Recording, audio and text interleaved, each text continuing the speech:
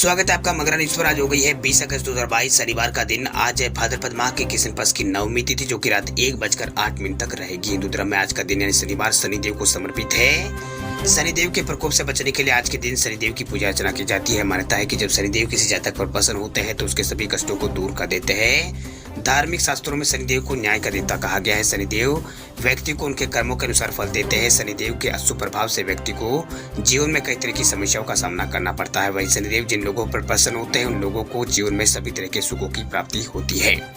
राजस्थान के महापुरुष गोगा जी का जन्म आज ही के दिन यानी भाद्रपद माह के कृष्ण पक्ष की नवमी तिथि को हुआ था, इसलिए आज के दिन को गोगा नवमी के नाम से भी जाना जाता है। कथाओं के अनुसार गोगा जी को सांपों का देवता भी कहा जाता है और इसी रूप में इनकी पूजा भी की जाती है।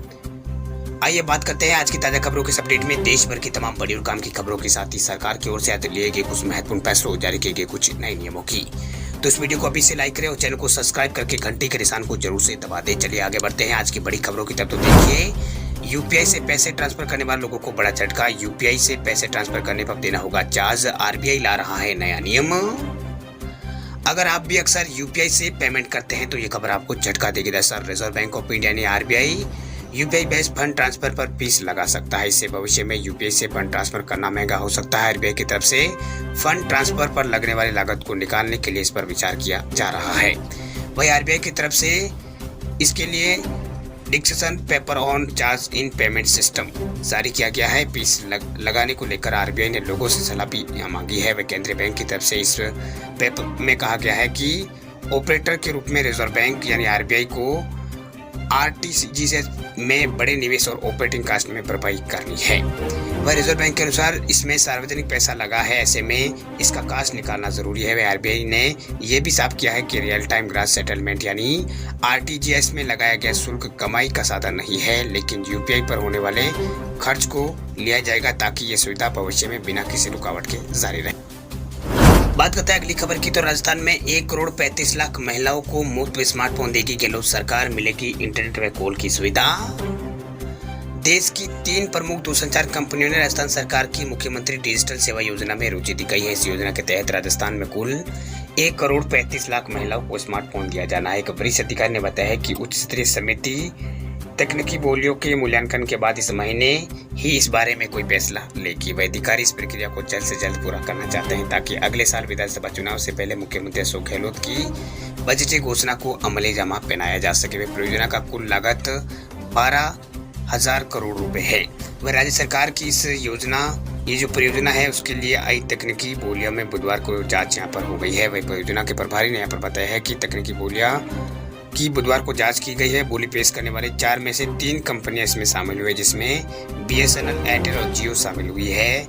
वही वोडाफोन आइडिया इसमें उपस्थित नहीं हुई। उन्होंने बताया है कि कुछ स्तरीय समिति निविदाओं का आकलन कर आगे इसके बारे में जो फैसला है वो लेगी। आपको बता दें कि मुख्यमंत्री अशोक गहलोत ने इस साल राज्य के बजट में मुख्यमंत्री डिजिटल सेवा योजना की घोषणा की थी। इसके तहत राजस्थान के अंदर 1,35,00,000 महिलाओं को फ्री मोबाइल दिया जाएगा और 3 साल की इंटरनेट कनेक्टिविटी के साथ स्मार्टफोन दिया जाना है। वही फोन में 3 साल तक इंटरनेट के अलावा वॉइस कॉल और एसएमएस की सुविधा भी फ्री होगी। वही योजना का क्रियान्वयन का जिम्मा सरकारी कंपनी राज कंपा के पास है। बात करते हैं अगली खबर की। तो टारगेट से अधिक किसान क्रेडिट कार्ड बनाकर मोदी सरकार ने बनाया है रिकॉर्ड। किसानों को मिलेगा फायदा। केंद्र सरकार ने आत्मनिर्भर भारत पैकेज के तहत रखे गए लक्ष्य से अधिक किसानों को केसीसी यानी किसान क्रेडिट कार्ड बांटने में सफलता हासिल की है ताकि ज्यादा से ज्यादा किसानों को साहूकारों के चुंगल से मुक्ति हो या मिल सके। दरअसल उन्हें खेती के लिए सस्ता लोन मिले। वह केंद्र सरकार 12 मई 2020 को घोषित आत्मनिर्भर भारत पैकेज के तहत 2.5 करोड़ किसानों को खेती के लिए लगभग 2 लाख से ज्यादा यहाँ पर 2 लाख करोड़ से भी ज्यादा देने का यहाँ पर लक्ष्य रखा था, जबकि 3,27,87,000 नए किसान क्रेडिट कार्ड मंजूर किए गए हैं। इन कार्ड धारकों को 3,72,537 लाख करोड़ रुपए की रकम लोन के रूप में मिलेगी। मोदी सरकार ने वित्त वर्ष 2022-23 के लिए कृषि ऋण देने के टारगेट को 18 लाख करोड़ रुपए कर दिया है, जो पिछले साल 16.5 यानी 16.5 लाख करोड़ रुपए ही था। वही लोन देने का टारगेट इसलिए बढ़ाया गया है ताकि किसानों को आसानी से लोन मिल जाए। वही सरकार की मंशा यह है कि पीएम किसान योजना के सभी लाभार्थियों को किसान क्रेडिट कार्ड स्कीम का लाभ मिले ताकि उन्हें साहूकारों से मोटे ब्याज पर पैसा लेने से मुक्ति मिले। बात करते हैं अगली खबर की। तो चीन से आयातित दवा पर अब लगेगी एंटी डंपिंग ड्यूटी। घरेलू कंपनियों के हित में उठाया गया है कदम।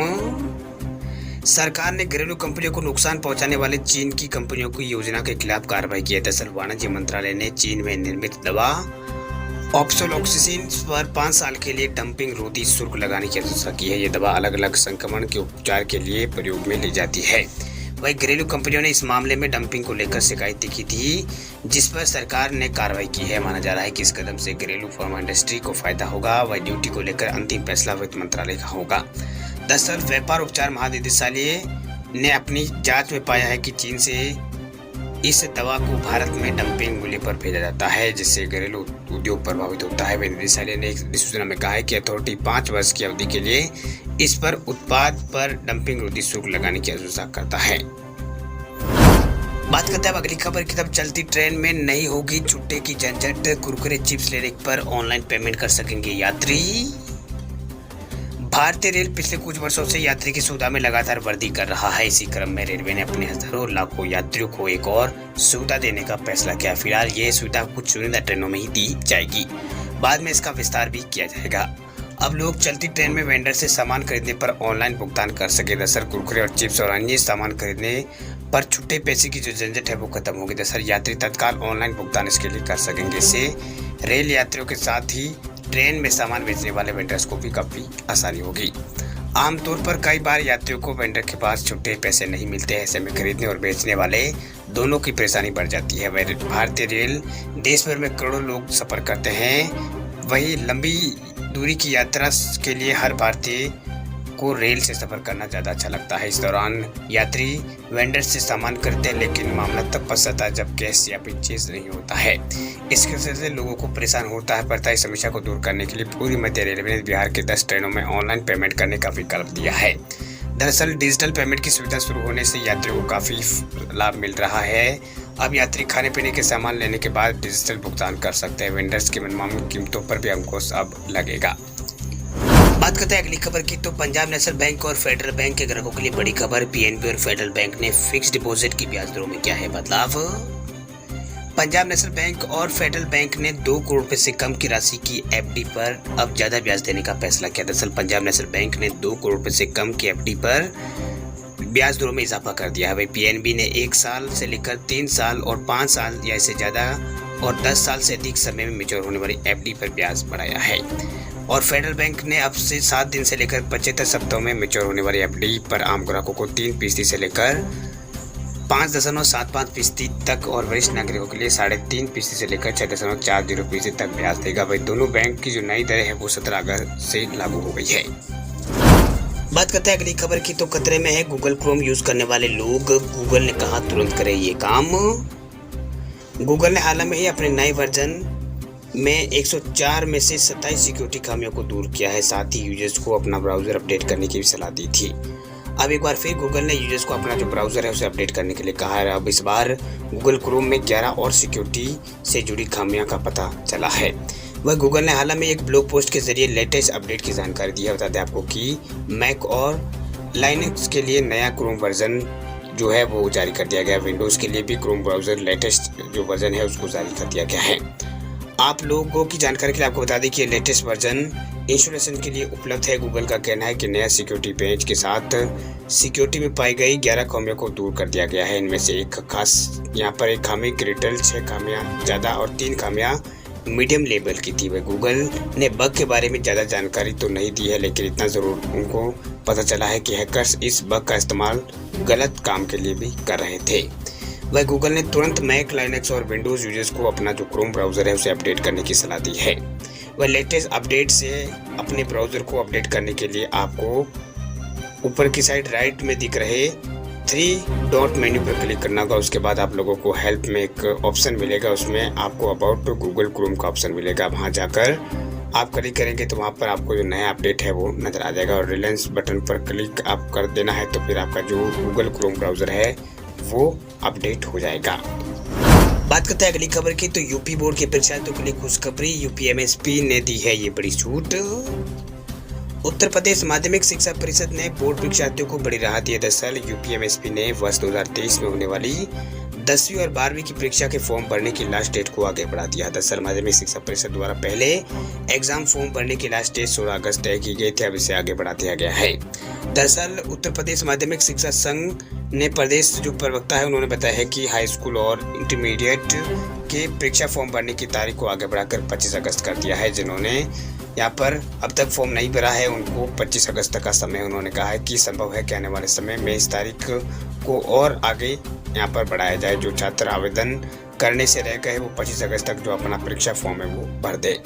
वह इन्होंने आगे जानकारी देते हुए कहा है कि हालांकि अब जो छात्र परीक्षा फॉर्म भरेंगे उनको आवेदन के दौरान लेट फीस के तौर पर 100 रुपये देना होगा। वह उम्मीदवार को 10 अगस्त तक फॉर्म भरने पर कोई लेट फीस नहीं देनी थी। ध्यान रहे कि एग्जाम रजिस्ट्रेशन फीस 500 रुपये है जो सभी उम्मीदवारों को भरनी है। लेट फीस के साथ ये 700 रुपये हो जाएगा, यानी जो अभी जो लेट फीस के साथ फॉर्म भरेंगे उनको 700 रुपये देने होंगे।